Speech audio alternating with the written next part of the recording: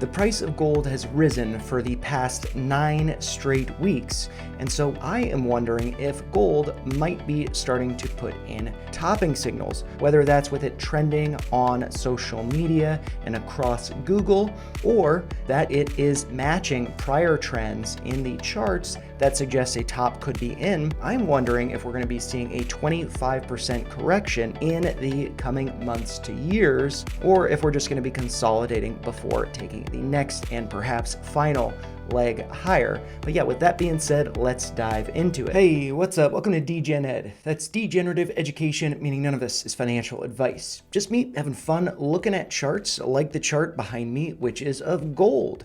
And so here, beginning this video, we are looking at gold on the weekly time frame. And just to note that the y-axis here is on the log scale. I might change that back periodically to linear, but as of right now, it is log.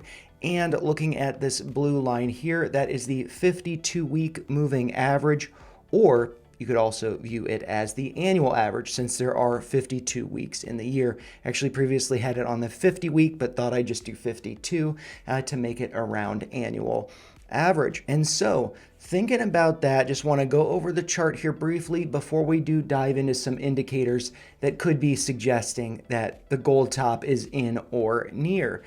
And so just looking at the chart over here, I did want to draw our attention to this point over here, which is from September, August, somewhere around there of 2011. And we can see that gold did top there. And so I can just zoom in on that point so we can see it a little bit better, ranging from August to September, gold topped. And so let's just zoom back out so we can have the full gold picture in frame here. And so I just want to consider that because gold now is clearly, putting in new all-time highs. Looks like around $4,250. So, very expensive new all-time highs. But what are some indicators that it could be topping? And so one is by, looking at the past here. So what I'm going to do is just draw a trend line from the approximate highs over there. And, we can connect that to the highs over here from October of 2012. And breaking above this trend line could be suggesting, that we would be getting into, a bull market or a nice bull run. And connecting that to over here, we did get rejected a little bit here in April of 2018 before pulling back, breaking out, forming a bull flag, and then going higher. So, I think that is very interesting, but also I think it's very good to, consider the risk here. Just because it's breaking out does not mean that, we are making money if we're buying the top over here or potentially buying the top where we are right now. So let's actually adjust this line to be horizontal so we can see the amount of time it took to get to break even. Because if we do take a real quick measurement here from the top there to the bottom, it looks like gold dropped about 45% over the course of about 4 or 5 years, but it took gold approximately 9 years to get back to break even from August of 2011 to August of 2020. And so with that being said, we could be in a very risky territory over here of, maybe it's very exciting to be buying gold at all-time highs, but maybe we do see a 45% retracement that lasts 4 years before we see another 5 years of getting back to that level. So just wanted to point that out. And I also wanted to point out this date here. So August, September of 2011.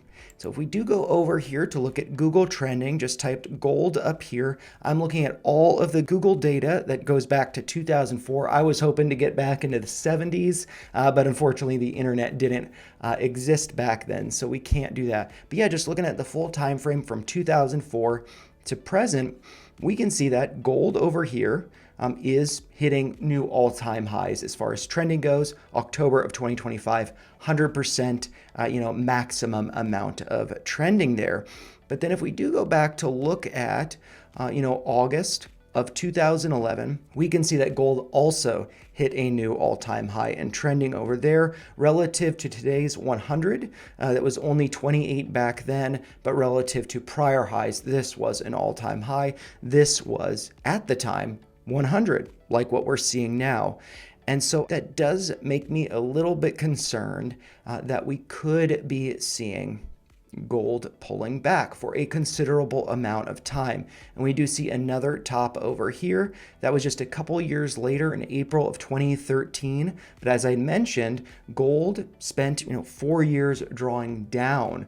So this was not a breakout in the trend. And we really didn't see that until over here, March of 2020. New all-time highs breakout in the trending. And like I said, that was about 9 years from when it topped here. So we could be getting into some very risky territory and, 9 years of a pullback. So good to be considering that. And also, I did want to point out some stuff that I've seen on X here. This is coming from Peter Brandt, just sharing that, this is what a top looks like, people, or at least a local top. So that could be saying that, we might be seeing a pullback in gold before it does continue higher. But, what you're seeing here, a lot of people, a packed gold and silver bullion dealer in Singapore at 6:30 p.m. on Friday night. So that is not something you would typically see on a Friday evening. You'd want to see, people celebrating, enjoying themselves, enjoying the weekend, and you are seeing them panic buying gold. And this to me looks like, sheep following the herd, stuff like that. And this video was posted on October 17th. But if we do click into that video, we can see that it was a reshare of this prior video of some young people, buying some gold from a vending machine in Singapore. And that was dated January 2025 on the 23rd of this year. And so let's consider that. Considering that young people were buying, we can also see that if we do look over at young people's interest in gold, young people are increasingly interested in gold due to the rising economic uncertainty. And so young people are rolling into gold, potentially, at good times, potentially at bad times, which is what we're seeing now. But considering the video over here, January of 2025, let's look at the gold chart to see where gold was earlier this year in January. And so I believe that's right around here. Yeah, so we can see January starting to break out above prior all-time highs. So that was actually a really good time to be buying here. We just see this measurement tool back to January going up to where it's currently at. And that's around a 54% move to the upside. So a very, very nice time to be buying there. But, where was gold trending at that time, January, earlier this year? I would think it was right around here, but that was actually April of 2025. So we'll have to come back and check that out to see if that was a topping signal. And we actually see January, that was actually a bottom here. So while, gold is starting to break out, we actually see a dip in the trending. That is when it was a good time to be buying. And so considering that April date over here, where we do see gold breaking out to new all-time highs and trending, let's look at the gold chart here. And we can see that in April, it was actually, starting to top, short-term top, and that was at all-time highs before it did consolidate over here for about half a year, something along those lines, before starting to break out to new all-time highs that we are seeing now. So when we do see a spike in gold trending, that's actually a time to be, taking profits or, not be putting extra risk on the table. If you want to hedge for the future, gold seems like a great place for that. But also, over here, crypto, or specifically Bitcoin, also seems like a good option. But yeah, coming back over to here and just considering that high, that we are seeing a high, let's now actually go back in the past to see some other gold peaks. And so one of them that does strike me as very interesting, and I'm actually just going to keep this over here so we can see this, because let's actually just zoom in here, adjust that axis so we can see how many green weeks have we seen in gold recently. So we've seen 1, 2, 3, 4, 5, 6, 7, 8, 9 green bars to the upside. So it's just been a very, very bullish past 2 months in gold, looking really good there. But then if we do step back to over here, we can see, let's count these bars again. We can see 1, 2, 3, 4, 5, 6, 7, 8, 9 green bars, green weeks with gold closing higher and higher and higher before we started to see a pretty notable retracement. And so with that, at those highs, that was around August of 2020, let's look over at the trending data over here, and I'm just going to guess that it's right here, and that was actually, the top here, new all-time highs for trending, August of 2020. And then we did see a little bit of a drawdown in trending before a double top in March of 2021. Very interesting. If we do come over here, we can see March of, actually, let's see, I thought it was going to be this one, but maybe I'm wrong about that. So this is, March of 2021, and this was the high of August 2020. So coming back over here, it's not the high over here. I'm mistaken there, but let's just see, March of 2021. That, like double top there in the trending. And that, interestingly, was actually at the bottom here. So maybe there spikes in trending could be corresponding with extremes, whether that's an all-time high or a bottom following that pullback, and then that leading to, let's see, about a 20% move to the upside, although breaking below, hitting some lows about a year and a half later. So very interesting there. And so anyways, let's just consider this, the August 2020, that high there. How long did it take for us to break back to those highs and then really start to run? So I do have this trend line here that I had previously drawn, but let's consider, what we're seeing over here. It really didn't break out. We didn't really see any notable gains until, over here in March of 2024, before it really started to run. And with that, we can see, potentially, maybe this is a little bit hand wavy, but potentially we see this inverse head and shoulders pattern. And following that break of the neckline, we did see a very nice move to the upside, and I'm just going to do that there. So it's green, it looks good there. And from that trend line break, we did see an upside move of about 100%.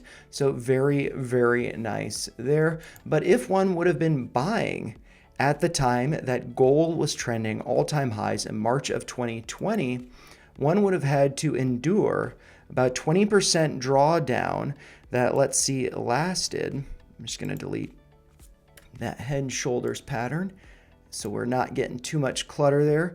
That would have, 20% drawdown, that would have lasted about 2 years. And then getting back to break even, there would have been multiple opportunities to get out, trimming at break even, exiting at break even, so not making any money. But, prior to, actually breaking out to be able to make some money, that would have taken about 4 years before, going to, new all-time highs. So again, seems very risky there that we are potentially at this time of August 2020, or this time over here, August 2011, corresponding again with the highs here and with the highs here that were followed by, double top peaks before massive drawdowns that lasted multiple years. And so again, I do just want to point out that to get back to break even from buying this top, that would have taken about 9 years, from August of 2011 to July or August of 2020. And then over here to actually be making some profit, that would have taken about 4 years or so, right around there. And with that being considered, looking at the chart here, one thing I might do is I might switch this over to the linear scale on the y-axis in just a second. But before I do that, I'm just going to draw this up on the log scale, do a little Fibonacci extension from the bottom here. So around December of 2015 up to that high that we saw in August of 2020, and then pulling back to the lows over here.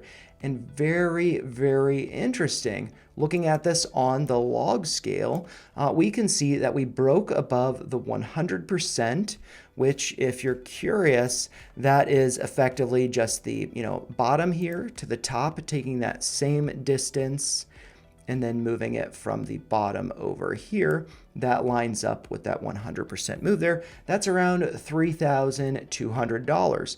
Okay, so very interesting there.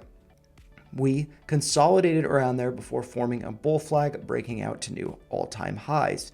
And so one thing that we do see above us is the 1618, so the 161.8% move to the upside. That will be a target of around $4,800 looking at this on the log scale.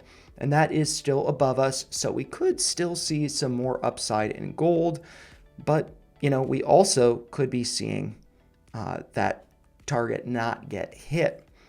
And, again, with the 9 week straight of this going green, reminding me of what happened over here, I feel like 4,800, at least in the immediate term, I think that seems like kind of a long shot. And another reason for that is if I do switch this over to the linear y-axis, we can see that we have surpassed the 1618 based on the exact same pivot points. So over here, just in front of Ed, you can see, actually, I'm just gonna move it a little bit more over. You can see that pivot point right here going up to the high and then pulling back to the lows, lined up with this pivot point. It's just behind me. We can see that price did consolidate right around the 100% before breaking out.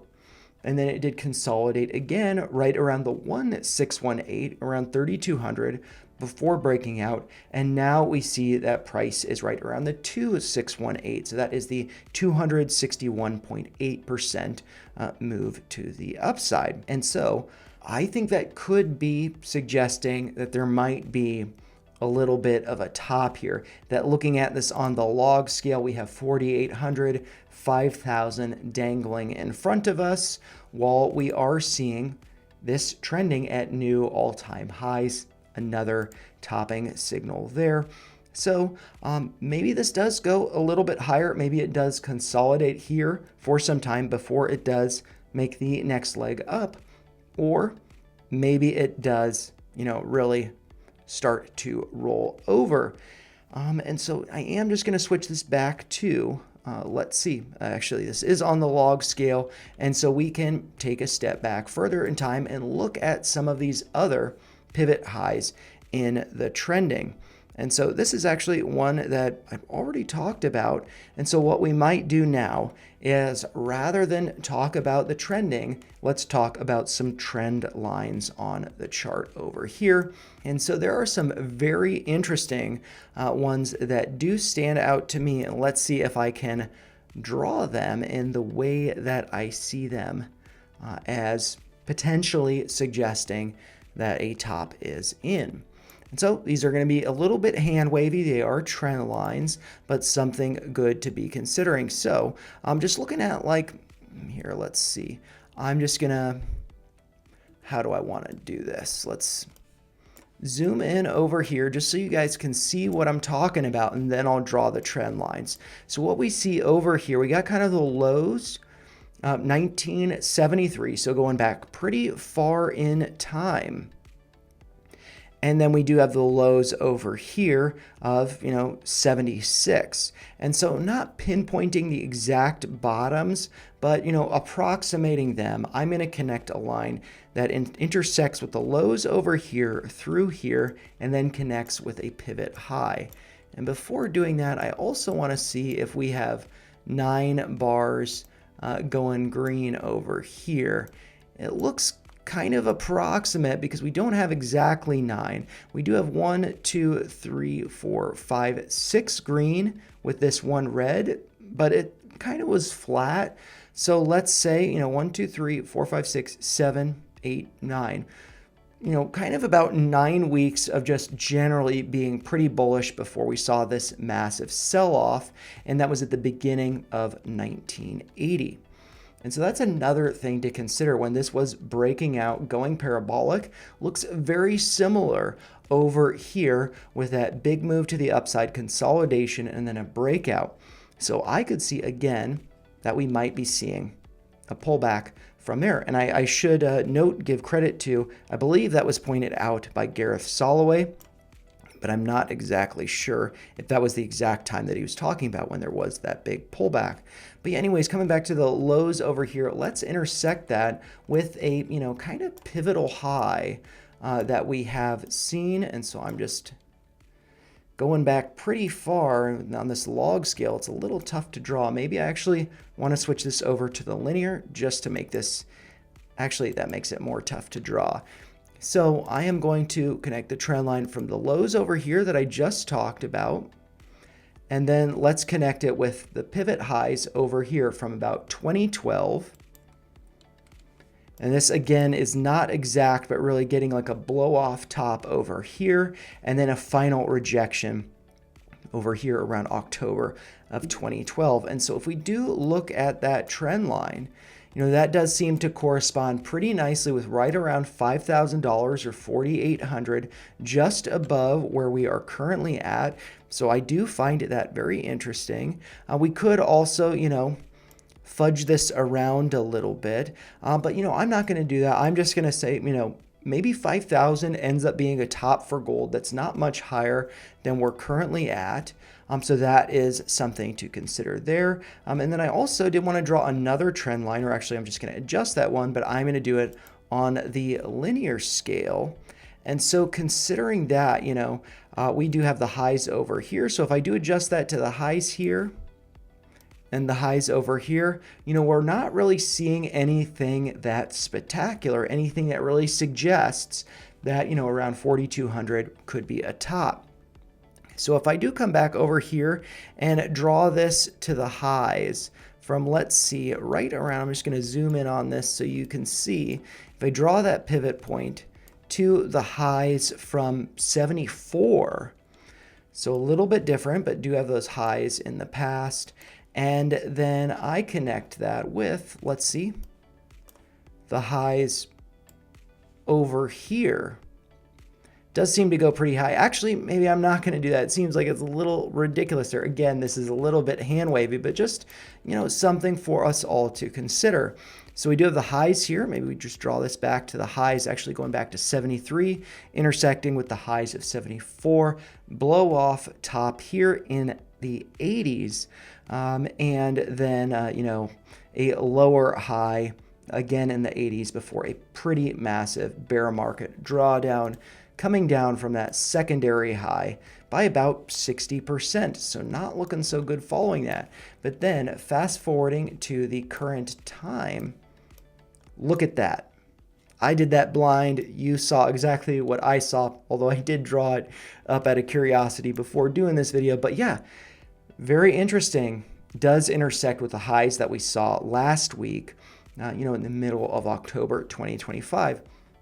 So maybe that's suggesting that there's a top. Maybe we start to see some consolidation over the next couple months before we make a final run up to around $4,800 or $5,000 before we pull back. And where might we be pulling back to? At the beginning of this video, I mentioned this 52-week moving average, or the annual moving average there. And we can see that that is currently around 3,100, 3,200, somewhere around there. That also seems to correspond with this 1,618 right around here where we did consolidate here. And if we, let's see, consider some prior highs over here, when we did break out, this is very interesting. I'm just looking at this for the first time. But when we did break out over here, if I extend that, we got rejected from that level. And then we pulled back, got rejected from it again. And then when we broke out, we pulled back to retest that as support before going on the next bull run, the next leg higher.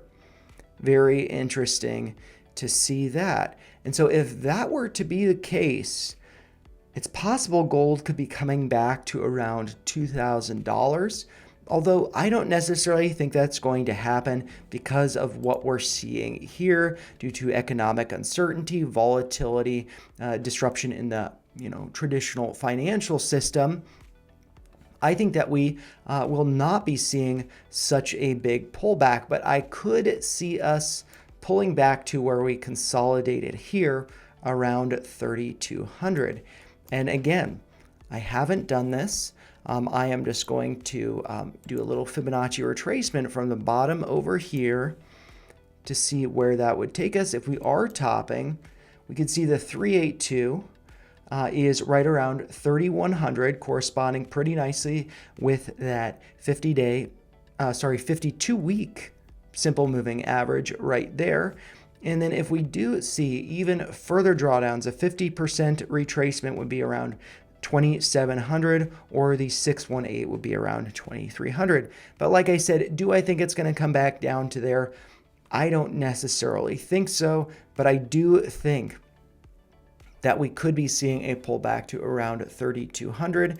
And so if I do measure that from, this trend line that we have here, pulling back to around 3,200 represents about a 25% drawdown. And so I think that, a lot of these people who are crowding in to be buying gold, I think that they could be buying the top. And I think that gold is looking pretty risky right now. Maybe it does consolidate like, Peter Brandt is saying. This is what a top looks like, people, or at least a local top. So what he is saying is that, this could be consolidating like it was over here before moving to that, on the log scale, next target of around 4,800. But this could also just be a top, not just a local top, and we could be seeing a retracement down to. And actually very interesting, looking at this on the log scale, pulling back to that level, 3,200, that would be a 236 retracement. So with that being said, with these Fibonacci levels here, with the trend lines that I've drawn, and just talking about market sentiment, what is trending, I think that gold's topping, or at least will be topping in the next few months. Maybe some of that capital will be rolling into crypto and or Bitcoin. And while Bitcoin has recently pulled back some, currently trading, right around 110,000, 108,000, somewhere around there. I think that we could see a lot of capital rolling from gold into Bitcoin.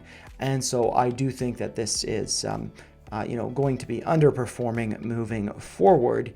And I do think that it could be pulling back by about 25%. But as always, those are just my thoughts. If you found them helpful, make sure you like the video, share your thoughts in the comments down below, and make sure you subscribe to the channel for more videos like this. Thanks a lot for watching, and have a great rest of your week. See you guys later. Bye.